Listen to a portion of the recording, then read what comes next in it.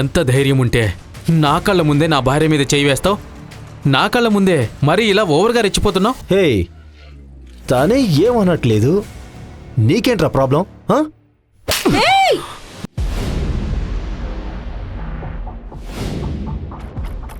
ఆ రోజు ఊహించని ఒక పెద్ద సమస్య తన మీదకి వచ్చి పడడంతో బాధగా కూర్చొంది లాస్య.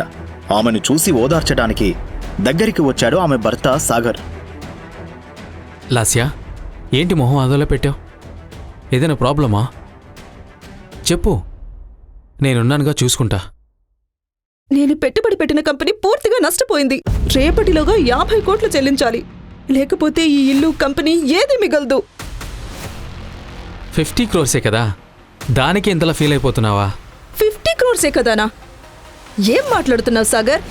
తెలియకుండా మాట్లాడతావు. దయచేసి నువ్వు ఇక్కడ నుండి వెళ్ళు. వెళ్ళమని చెప్పానా?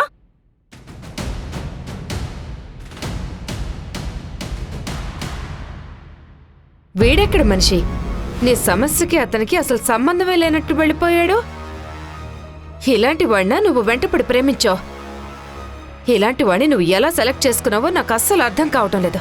తన తల్లి శైలజన్న మాటలు లాస్యను మరింత కోపానికి గురిచేశాయి. కానీ అదే నిజం. సాగర్ ఒక ఇల్లరికం అల్లుడిలా వచ్చిన ఒక సాధారణ యువకుడు. 2 ఏళ్ల క్రితం హైదరాబాద్లోనే అత్యంత సంపన్నుడు అయిన చంద్రశేఖర్ ఏకైక కుమార్తె చందనాను ఒక రహస్యం కారణంగా సాగర్కిచ్చి పెళ్లి చేశాడు. సొంతింట్లోనే ఎవరూ లేని ఒక అనాథలా జీవిస్తున్నాడు సాగర్.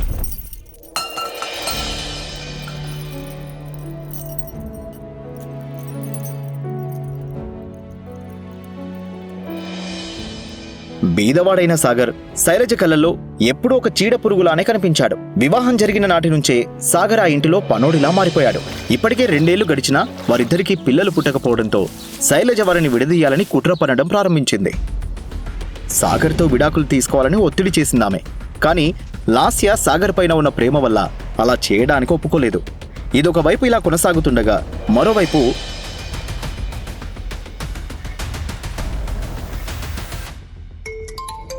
మేడం, ఇక్కడ కంపెనీలో పెద్ద గొడవ జరుగుతుంది మేడం. ఉద్యోగులు ఎవరూ పనిచేయడం లేదు, స్ట్రైక్ చేస్తామని బెదిరిస్తున్నారు మేడం అని తన అసిస్టెంట్ అంజలి చెప్పగానే లాస్య కాళ్ళు వణకడం మొదలైంది. నెల ప్రారంభమైన ఇంకా జీతాలు రాలేదని చాలా కోపంతో ఉన్నారు. రేపటిలోగా జీతాలు ఇవ్వకపోతే కంపెనీని ధ్వంసం చేస్తామని బెదిరిస్తున్నారు మేడం. ఇప్పుడు ఏం చేయాలి మేడం? హలో మేడం, వినిపిస్తుందా? హా అంజలి, వాళ్ళ డబ్బు ఎక్కడికి పోదు. రేపట్లోగా అందరి జీతాలు అందుతాయని చెప్పు. తనకు తెలిసిన అందరినీ డబ్బు కోసం అడిగినా ఎవరూ సహాయం చేయడానికి ముందుకు రాకపోవడం తీవ్ర ఆందోళనకు లోనైంది లాస్య. అదే సమయంలో లాస్య ఫ్రెండ్ దర్శిని నుంచి తనకు కాల్ వచ్చింది. హే లాస్య, నేను జరిగిందంతా విన్నాను. నువ్వు అస్సలు టెన్షన్ పడకు. You know my friend Rana, right? ఇప్పుడు తను బిజినెస్లో మంచి పొజిషన్లో ఉన్నాడు. నేను అతనితో మాట్లాడతాను. ఐఎమ్ వెరీ ష్యూర్ అతను తప్పకుండా నీకు సాయం చేస్తాడు. నిజంగా అంటున్నావా? చాలా thanks.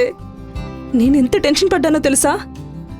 Now I feel so relieved. Thank you so much అని దర్శిని చెప్పింది విన్న లాస్యకు ఒక్కసారిగా ఊరట లభించింది. అదే సమయంలో తన గదికి వెళ్లిన సాగర్ రహస్యంగా ఒక నంబరుకు కాల్ చేశాడు. నేను చెప్పింది జాగ్రత్తగా విను. నా వైఫ్ కంపెనీలో ఇన్వెస్ట్ చేసిన వాళ్ళ లిస్ట్ రెడీ చేయి. వాళ్ళకి ఇవ్వాల్సిన అమౌంట్, ఇంకా ఆ కంపెనీ ఎంప్లాయీస్ శాలరీ మొత్తం వెంటనే సెటిల్ అయిపోవాలి. ఇంకో ముఖ్యమైన విషయం, దీని వెనుక నేనున్నాను అన్న సంగతి నా వైఫ్కి అస్సలు ఎప్పటికీ తెలియకూడదు, ఓకే? అని చెప్పి కాల్ను కట్ చేశాడు సాగర్. ఆ రాత్రి లాస్య తన రూంలో పడుకుని ఉంది. అప్పుడే దర్శిని నుంచి లాస్యకు ఫోన్ వచ్చింది. హలో, ఏమైంది దర్శిని? రాణాతో మాట్లాడావా? ఏమన్నాడు? ఇస్తానన్నాడా? ఏయ్ wait wait wait wait just relax Lasya. నేను రాణాతో అంతా మాట్లాడాను. నీకు హెల్ప్ చేయడానికి తను ఓకే చెప్పాడు. రేపే నీ ఆఫీస్కొచ్చి క్లయింట్స్ అందరినీ కలుస్తా అన్నాడు. చాలా thanks Darshini. Thank you so much. నీ హెల్ప్ను నేను ఎప్పటికీ మర్చిపోను అని చెప్పి కాల్ కట్ చేసింది లాస్య. మరుసటి రోజు ఆఫీస్కు వెళ్తున్న లాస్య కారు పంచర్ అవడంతో తన ఆఫీస్ వరకు డ్రాప్ చేయడానికి వచ్చాడు సాగర్. ఆఫీస్కు చేరుకున్న లాస్యను స్కూటర్ మీద రావడం చూసిన తన సెక్రటరీ,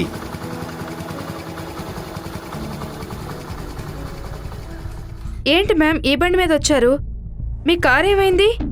మధ్యలో పంక్చర్ అయింది. సరే అది వదిలే. రాణా ఇంకా రాలేదా? వచ్చే టైం అయింది మ్యామ్, వచ్చేస్తూ ఉంటారు. అప్పుడే ఆ ఆఫీస్ ఎదురుగా ఒక లగ్జరీ కారు వేగంగా వచ్చాగింది. ఆ కారులో నుండి టిప్ టాప్ గా రెడీ అయి కిందకి దిగాడు రానా.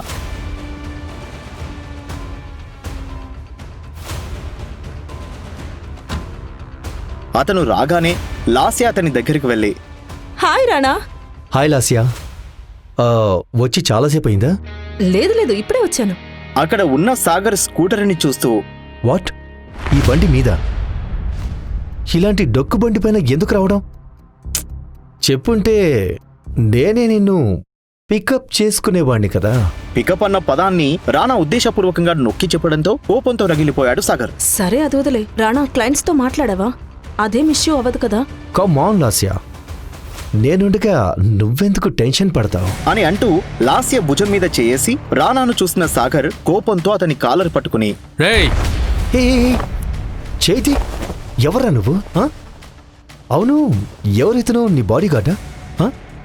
ఇలాంటి లో క్లాస్ వాళ్ళను ఎందుకు నీతో తీసుకొచ్చావు? ఎంత ధైర్యం ఉంటే నా కళ్ళ ముందే నా భార్య మీద చేయి వేస్తావు? నా కళ్ళ ముందే మరీ ఇలా ఓవర్గా రెచ్చిపోతున్నావు? హే, తానే ఏమనట్లేదు, నీకేంట్రా ప్రాబ్లం?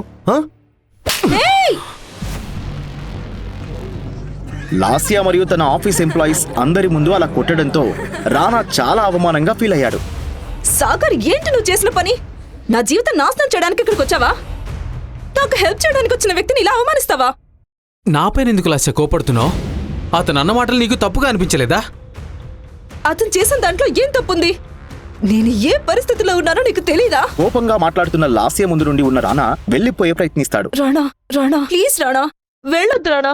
సాగర్ చేసిన తప్పుకు నేను సారీ చెబుతున్నా.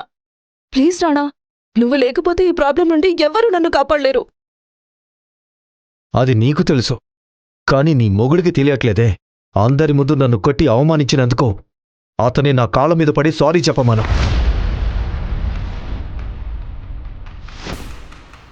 ఏంటి సాగర్, ఇంకా నిలబడి చూస్తున్నావు? వెళ్ళి రాణాకి సారీ చెప్పు సాగర్. నేను అతని కాళ్ళ మీద పడాలా? నీకేమైనా మతిపోయిందా లాస్య? పోయి వాడి కాళ్ళ మీద పడమంటావు? సారీ లాస్యా, ఇంత జరిగాక ఇక్కడ ఉండడం నాకు అవమానంగా ఉంది. నీ ధైర్యవంతుడైన భర్త ఉన్నాడుగా, అతన్నే నీ ప్రాబ్లం సాల్వ్ చేయమను అని కోపంతో కారు ఎక్కి అక్కడి నుంచి వెళ్లిపోయాడు రానా. అది చూసి లాస్య, ఇప్పుడు నీకు సంతోషమా? నన్ను ఇలా రోడ్డు మీద ఒంటరిగా నిలబెట్టేశావు కదా? ఎందుకయ్యా నీకు అంతేగో? ఒక సారీ చెప్పడం వల్ల నీ సొమ్ము ఏమైనా పోతుందా? ఛ, ఇన్ని రోజులు నువ్వు కేవలం పనికిరాని వాడు అనుకున్నా, కానీ ఇప్పుడు తెలిసింది నువ్వు నిజంగా ఒక సాడిస్ట్ అని. నీ మొహాన్ని మళ్ళీ నాకు చూపించకు. దయచేసి ఇక్కడి నుంచి వెళ్ళిపో, మళ్ళీ తిరిగి రావద్దు అంటూ లాస్య కోపంతో అక్కడి నుంచి వెళ్లిపోయింది. లాస్య, నేను చెప్పిందే జరిగిందా? చెప్పాను కదా, మొద్దును పెళ్లి చేసుకుంటే ఇలాగే అవుతుందని. ఇప్పుడేమైందో చూసావా? అతను బుద్ధి చూపించాడు కదా, ఇప్పుడు వాడి వల్ల మనమంతా రోడ్డున పడ్డాం. లాస్యా, ఒక్క నిమిషం. నేను రాణాతో మాట్లాడాను. తను ఇప్పుడు కూడా నీకు హెల్ప్ చేయడానికి సిద్ధంగా ఉన్నాడు. కానీ ఒక కండిషన్. నువ్వు సాగర్తో డివోర్స్ తీసుకుని రాణాని పెళ్లి చేసుకోవడానికి ఒప్పుకుంటే వెంటనే నీ ప్రాబ్లం సాల్వ్ చేయడానికి రాణా రెడీగా ఉన్నాడు. తన మీద ఎందుకు కోపం? దర్శిని చెప్పిన దాంట్లో తప్పే ఉంది. రాణాకి ఏం తక్కువ? డబ్బు లేదా, అంతస్తు లేదా? చూడ్డానికి కూడా లక్షణంగా ఉన్నాడు. ఈ బికారును వదిలేసి నేను చెప్పేది విని రాణాని పెళ్లి చేసుకో అంటూ శైలజ చెప్పింది విన్న లాస్య ఆలోచనలో పడిపోయింది. ఆ సమయంలోనే లాస్యకు తన క్లయింట్ నుండి ఫోన్ వచ్చింది. నమస్తే మేడం. మీరు చెప్పినట్టుగానే మొత్తం అమౌంట్ సెటిల్ చేసినందుకు చాలా సంతోషం. మీరు చెప్పినట్టుగానే మీ కంపెనీ డాక్యుమెంట్స్ అన్నీ మీకు పంపించేశాను. ఆ రోజు మీతో తప్పుగా మాట్లాడినందుకు నన్ను క్షమించండి అంటూ ఆ క్లయింట్ చెప్పింది విన్న లాస్య అయోమయంలో ఉండిపోయింది. ఆ సమయంలో సెక్రటరీ నుంచి తనకు కాల్ వచ్చింది. ఎవరో ఒకతను మన ఎంప్లాయీస్ అందరికీ శాలరీ క్రెడిట్ చేశారు మ్యామ్. ఎంప్లాయీస్ అందరూ స్ట్రైక్ కూడా ఆపేశారు. అది చెప్పడానికి మీకు కాల్ చేశాను మేడం. సెటిల్ చేసేసారా? అవును మ్యామ్. హే లాస్యా, ఏమైంది? ఎవరు ఫోన్ చేశారు? అది విన్న లాస్య ఆశ్చర్యంతో, నా క్లయింట్ ఫోన్ చేసి డబ్బంతా ఎవరో ఒకరు సెటిల్ చేశారని చెప్పారు. నా ఎంప్లాయీస్కి శాలరీ కూడా పంపించారు. ఏంటి? ఇది ఎవరు చేసుంటారు? నీకింకా అర్థం కాలేదా? ఇదంతా చేసింది రాణానే అయ్యుంటాడు. అతన్ని అంతగా అవమానించినప్పటికీ నీకోసం ఇంత సాయం చేశాడు. అలాంటి పరిస్థితుల్లో వేరే ఎవరున్నా వదిలేసి వెళ్ళిపోతారు. ఇప్పటికైనా తెలుసుకో నిన్నెవరు నిజంగా లవ్ చేస్తున్నారని అంటూ దర్శిని చెప్పగానే లాస్య ఆలోచనలో పడింది. ఇంకో పక్క సాగర్ రహస్యంగా ఒకరికి ఫోన్ చేసి, నేను చెప్పే జాగ్రత్తగా విను. రేపు ఏ చిన్న పొరపాటు జరగకూడదు. నేను చెప్పినవన్నీ రెడీ చేశారా లేదని మరీ క్లాస్ తీసుకోండి. ప్రపంచంలో ఎవ్వరు ఇలాంటి సర్ప్రైజ్ చేసి ఉండకూడదు.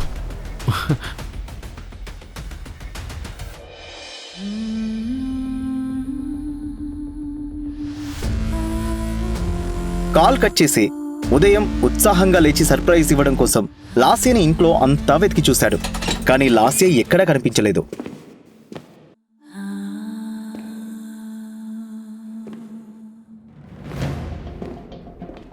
తన మొబైల్ తీసుకుని ఆమె నెంబర్కు కాల్ చేసి చూశాడు సాగర్. కానీ రెస్పాన్స్ లేదు.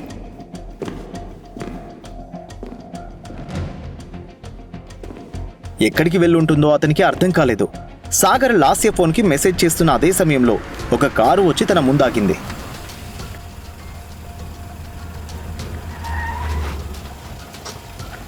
అందులో నుండి లాస్య, శైలజ, దర్శిని దిగారు. వారిని చూసిన సాగర్కి అయోమయంగా,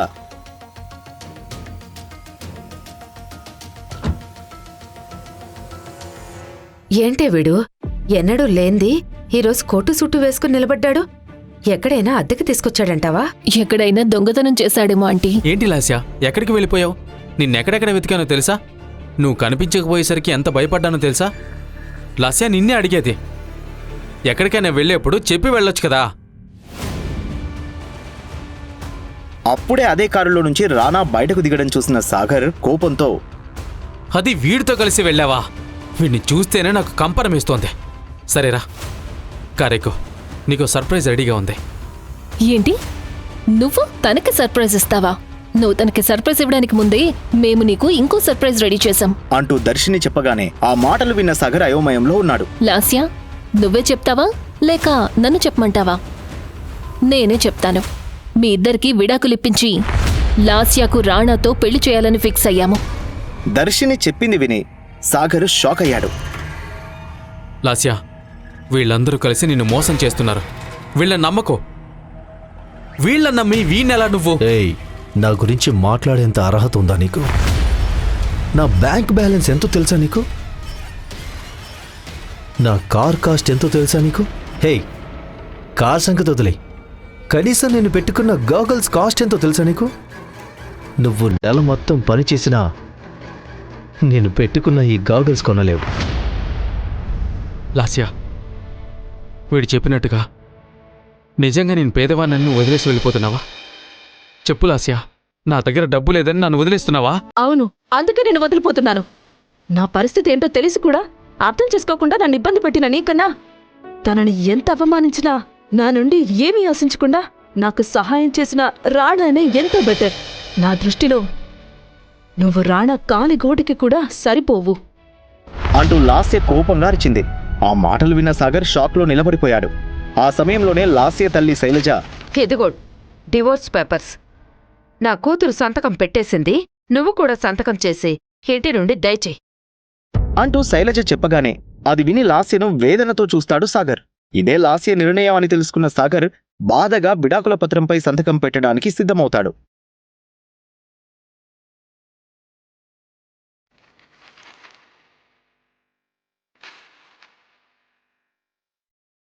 అప్పుడే ఎవరు ఊహించని విధంగా కొన్ని లగ్జరీ కార్లు ఆ వీధిలోకి వచ్చాగుతాయి. ఆ కార్లలో నుంచి సూటు వేసుకున్న 20 మంది ఆ కార్లలోంచి దిగి సాగర్ వైపు నడుస్తూ వచ్చారు.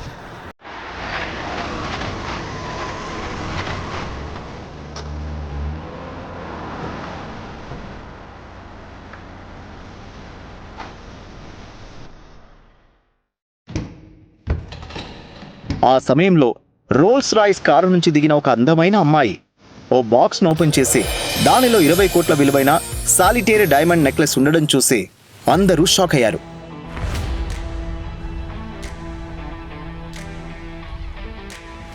అదంతా చూస్తుంటే సాగర్ ఇస్తానని చెప్పిన సర్ప్రైజ్ ఇదే అని వారికి స్పష్టంగా అర్థమైంది. ఇదంతా చూస్తున్న లాస్యకు తల తిరిగినట్టవడంతో వాంతి చేసుకుంది. షాక్లో ఇదంతా గమనిస్తున్న దర్శిని రానాకు ఒక్కసారిగా కాళ్ళ కింద భూమి కంపించినట్లయింది. ఆ తరువాత ఏం జరిగింది? సాగర్, లాస్య మళ్ళీ కలుసుకుంటారా? సాగర్ ఏ రహస్యాన్ని అందరి నుండి దాచిపెడుతున్నాడు?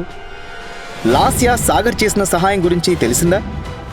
ఒక సామాన్య అల్లుడు 20 కోట్ల విలువైన డైమండ్ నెక్లెస్ ఎలా కొనగలిగాడు? లాస్య సాగర్కు పెళ్లి చేసేందుకు ఆమె తండ్రి ఏ కారణంతో ఒప్పుకున్నాడు?